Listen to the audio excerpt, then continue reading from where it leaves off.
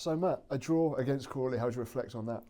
Well, if you'd have interviewed me at half time, I would have said that's probably one of the best we've been, and the amount of chances we created. How we didn't go ahead in that first half is beyond me. And then the second half, we lost a bit of control of the space. Credit to Crawley, they used that better.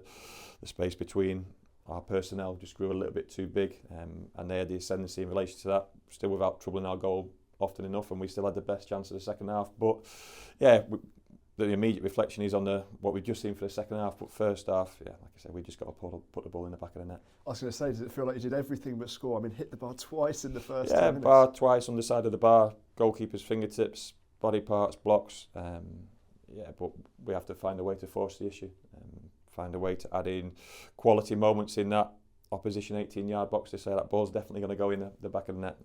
I couldn't have asked for any more in terms of the way we started the game and the way we took the game to the opposition, but the longer it stayed at 0, and certainly in that second half, then they're feeling a little bit leggy in terms of certainly the way the second half went. I was going to say, you mentioned that second half there, after a great first half, similar to the Lincoln game. Is it about repeating it across 90 minutes now? Yeah, but easier to repeat if you've got something to hold on to and force the issue in terms of the opposition, make them change something different. But like I say, we didn't get enough pressure high up the pitch often enough, and then they moved the ball through the space, and then we were chasing it, and it just felt like it came through our team a little bit too often. It felt like sometimes we had them where we wanted them, and all of a sudden a red shirt would burst out, and then it was a nervy moment. But certainly Will O'Connor and Josh and the fullbacks to a certain extent stood up to that final 20 minutes pretty well.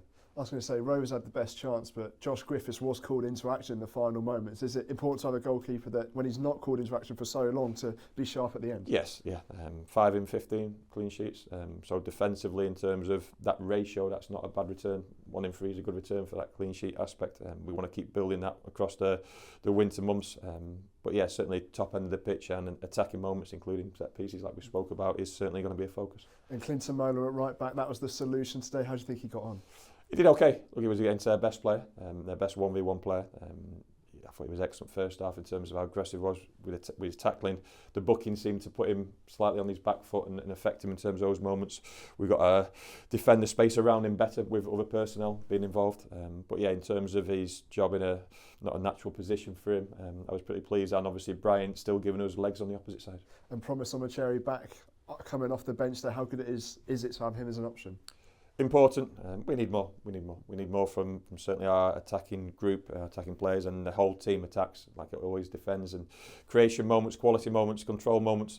Even when we got our foothold in the game in the second half in terms of a delivery forward, it seemed to come back pretty quickly. So yeah, lots to work on in terms of that, but great to have him available. Look, Taylor Moore's going to serve his 1 match ban, so he's available next week. Ruel comes back into it.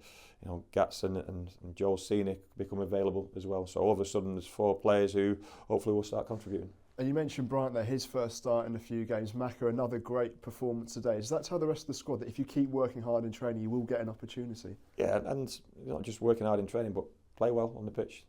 That's where we judge the most.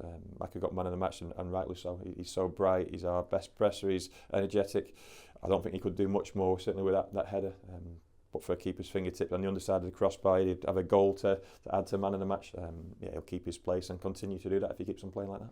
The final one from me, that's the 4th successive game at the Mem. What do you make of that little patch of games?